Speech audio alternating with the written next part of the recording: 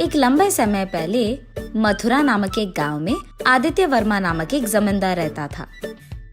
वो आदमी बहुत ही अमीर था। उसी कारण उस गांव में सभी उसको एक बड़े बुजुर्ग का इज्जत देते थे।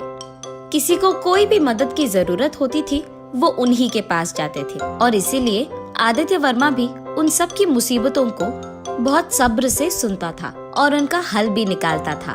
इतना ही नहीं, अगर किसी को पैसों की भी जरूरत होती थी वो हमेशा नाक बोले बिना देता था। इसी कारण उसका नाम गांव में बहुत रोशन हुआ।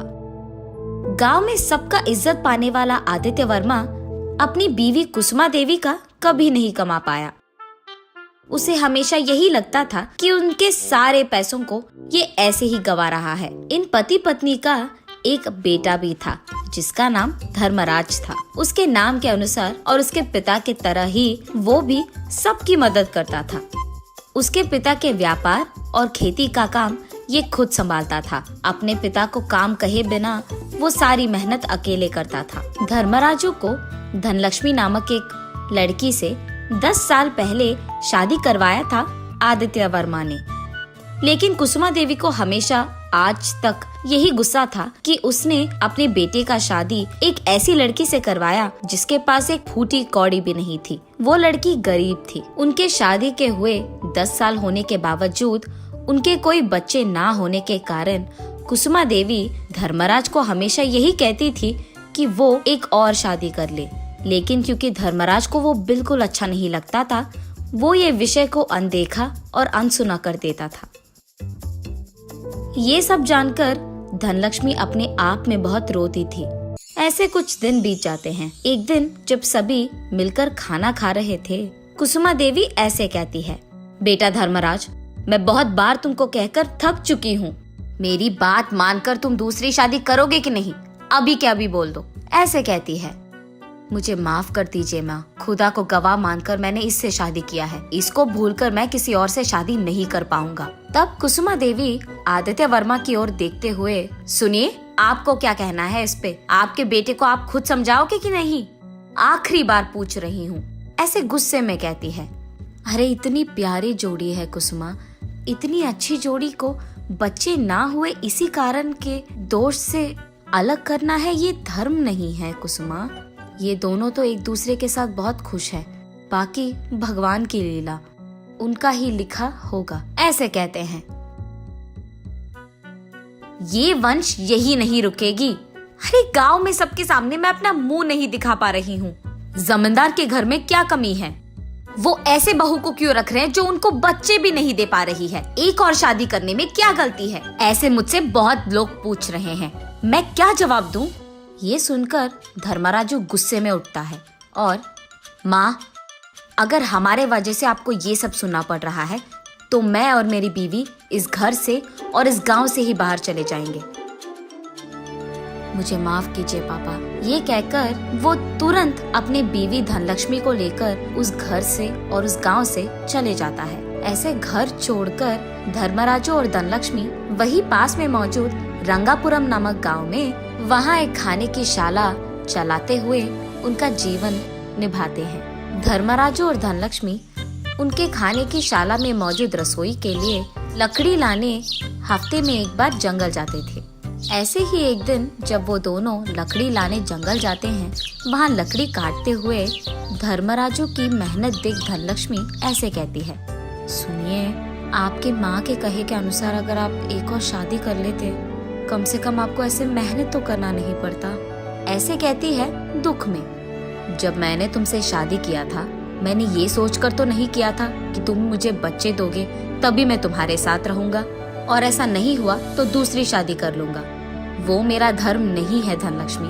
मैं कभी धर्म के खिलाफ नहीं जाता, लेकिन हमारे से घर छोड़ के आने के कारण आपकी माँ उधर बहुत बुरा मान रही होगी ना।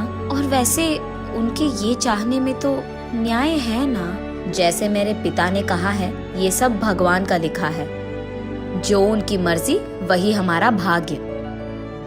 हमें तो सिर्फ अपना काम करना चाहिए। तुम ये सब मत सोचो, चलो काम करो। ऐसे कहता है। ऐसे वो दोनों बात करते करते देखते हैं कि वहाँ एक गाय घास खाते हुए उनके पास आती है। उसे देख धनलक्ष्मी, सुनिए, इतनी सुनसान जंगल में ये गाय कहाँ से आई है? ऐसे पूछती है। शायद अपने भीड़ से अलग होकर आ गई है। तो फिर हम उसको हमारे साथ ले चले? अगर ये हमारे गांव में किसी का है तो हम उनको लौटा देंगे, ऐसे कहती है। ठीक है, तुम्हारी मर्जी। ये कहकर वो उस गाय के पास जाकर उसे देखते हैं। इसका पूंछ भला टेढ़ी क्यों है, जैसे कोई सुअर का हो, ऐसे कहता है। अब मुझे क्या पता, वैसे भी सारे जानवर एक ही तरह थोड़ी होंगे। चलिए ना, अब बहुत देर हो चुकी है। ये कहकर वो दोनों उस गाय को और लकड़ी को लेकर उनके घर चले जाते हैं। उस गाय को एक जगह में बांधकर उसको घास और पानी देते हैं। ये देख गाय बहुत खुश होता है और इसीलिए वो अपने पूंछ को खोलकर वही मौजूद लकड़ियों को छूती है और बस तुरंत वो सब सोने में बदल जाता है। अपनी आंखों के सामने ये सब देख पति पत्नी दोनों आश्चर्यचकित हो जाते हैं। खुशी में, अरे ये तो कोई जादुई गाय है, भगवान ने खुद इसे हमारे पास भेजा होगा, ऐसे सोचते हैं। और बस उस दिन से, उस सोने से उनको जो भी पैसे मिले, वो दोनों उसमें से एक भी रुपए ना लेकर उन सारे पैसों को अपने खाने की शाला में उपयोग करते हैं और भूखों को खिलाने के लिए। और ये सब भी मुफ्त में करते थे। निस्वार्थी होकर जो भी पैसे उनको मिले वो अपने आप पे उपयोग किए बिना दूसरों की सहायता करने के लिए उपयोग करने वाले इन दोनों को देख वो गाय बहुत खुश होती है। और इसी कारण जब भी उन दोनों के पास पैसे खत्म हो जाते थे, ये जादुई गाय उनके घर में मौजूद कोई भी सामान को छूती थी और बस वो सामान सोने में बदल जाता था। ये देख धर्मराजू और धनलक्ष्मी एक दूसरे से ऐसे कहते हैं, हमारे तो बच्चे भी नहीं हैं और इतना पैसा भी तो है, तो जिनको भी कोई पैसों की या मदद की जरूरत हो उनके लिए इस धन का हम उपयोग करेंगे। हाँ जी, हम यही करेंगे। और इतना ही नहीं, इस खाने की शाला में जो भी भूखा आएगा उसको हमेशा हम मुफ्त में खाना खिलाएंगे, वो भी पेट भर। ऐसे धर्मराज और धनलक्ष्मी उसी गांव में नहीं बल्कि आसपास के सारे गांव में अन्नपूर्णा नामक जोड़ी का नाम कमाते हैं। देखा धनलक्ष्मी, अगर हम घर छोड़कर यहाँ नहीं आते तो ये जादुई गाय हमें कभी नहीं मिलता और उसी के साथ इतना अच्छा नाम भी। अब इसी को भाग्य कहते हैं। हाँ जी, बच्चे ना रहने की बाधा इन सब के प्यार के सामने तो कुछ नहीं है। हाँ धनलक्ष्मी, दूसरों की मदद करने में जो खुशी मिलती है उसके सामने ये सुंदरता, अमीरता, ये सब कोई मायने नहीं रखता। ऐसे उन दोनों को इतनी अच्छी नाम देने वाली कामधेनु का वो बहुत अच्छा ख्याल रखते हैं। प्यार से और इज्जत से उसकी देखभाल करते हैं।